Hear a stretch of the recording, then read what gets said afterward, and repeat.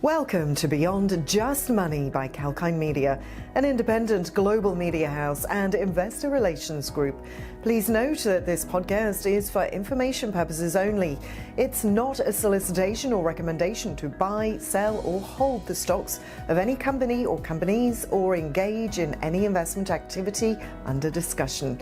Kalkine Media is neither licensed nor qualified to provide investment advice through this platform.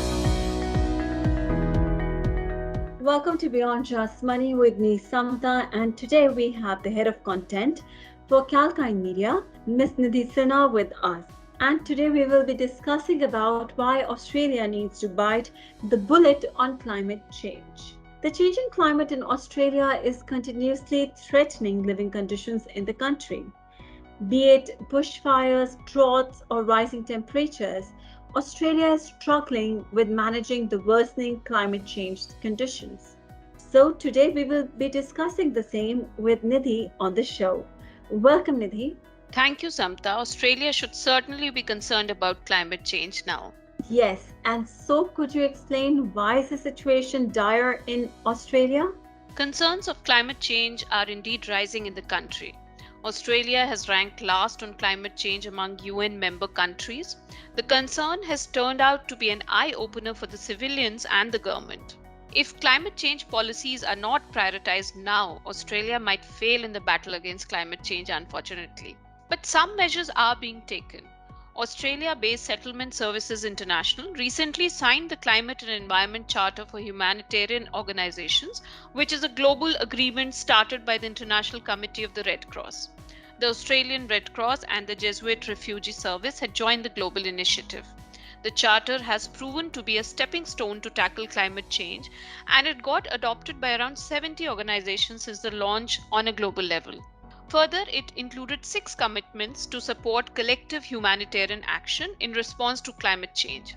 Settlement Services International is currently working upon the timelines to decide the process along with the other signatories. It, however, remains to be seen whether the charter would enhance literacy on climate change and deliver on the commitments. Right, Nidhi. It is definitely time for Australia to wake up against the changing climate conditions. So what is Australia's stance in the Sustainable Development Report of 2021? Australia has scored just 10 points out of 100 in the Sustainable Development Report 2021. The report basically revolves around fossil fuel emissions, toxics emitted by export and import policies, and policy making for carbon prices.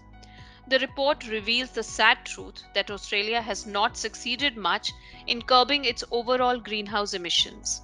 Moreover, Australia's failure to capture a worthy position in the Sustainable Development Report signifies that the country has not successfully achieved the UN's 17 sustainable goals, some of which include producing affordable and clean energy and creating sustainable cities. Similarly, in the Climate Change Performance Index 2021, Australia ranked among the worst countries, coming at the 54th position among 61 nations. That's definitely a matter of concern. So what is the outlook for fighting the climate change in Australia that you would say?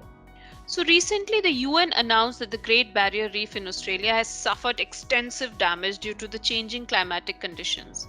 The Australian environment groups urged the UN to put the Great Barrier Reef on the in danger list. However, Australian officials rejected it.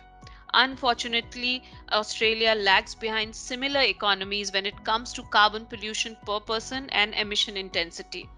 Additionally, since the climate policies are not prioritized in the country, and the 2021 budget also did not come up with new stricter ways of curbing greenhouse emissions, it is projected that climatic conditions may worsen in Australia. According to climate analytics, overall greenhouse emissions will increase in Australia by 8.6% by 2030. It will take Australia away from reaching the goals of the Paris Agreement and the promise that Australia made to decrease its emission by 2030. The country needs to realize the potential effects that climate change can cause on healthy and sustainable life. There are ways how Australia can turn the tables and turn the situation in its favor. So what are these ways that can turn the situation in Australia's favor? Would you throw some light on that? Of course, Australia needs to adopt a national policy that works for the people, environment, and the economy. Adapting to green technology is the ultimate way to reduce emissions. The authorities need to give leverage to industries so that they can invest more in green technology. Actually, the promotion of green tech by the government and investment in green tech by industrialists goes hand in hand. The country also needs to restore, rehabilitate, and reforest across regions. Australia's industries, transport, and power supply play a prominent role in determining how it performs in environmental protection and sustainability. By phasing out coal, prompting zero carbon electricity, switching to cleaner transportation, better farming practices, and eliminating deforestation, Australia can make a difference. An important factor that should not be missed is transparency in climate change policies that should exist among all the sectors and government authorities. To sum it all up, if quick, transparent, and practical steps are not taken soon, Samta, Australia would suffer a significant loss in the coming decades. Thank you so much, Nidhi, for sharing your insights with our listeners today. And I feel that Australia indeed needs to turn the situation around on the issue of climate change. Thank you, Samta. Well, to our listeners who want to listen to this podcast again, please log on to our website, that is kalkinemedia.com, or you could also go on our YouTube channel. Do not forget to like, share, subscribe, and hit that bell icon to get notifications on the latest videos and podcasts. Until we see you next with another insightful episode of Beyond Just Money, this is me, Samta, saying goodbye. And as we always say, stay apprised and invest wise with Kalkine. Our listeners are requested to make their own inquiries about any investments, and Kalkine Media strongly suggest that the listeners seek advice from a financial advisor, stockbroker, or other professional as necessary. Kalkine Media hereby disclaims any and all the liabilities to any listener arising from any use of the information shared or discussed in this podcast.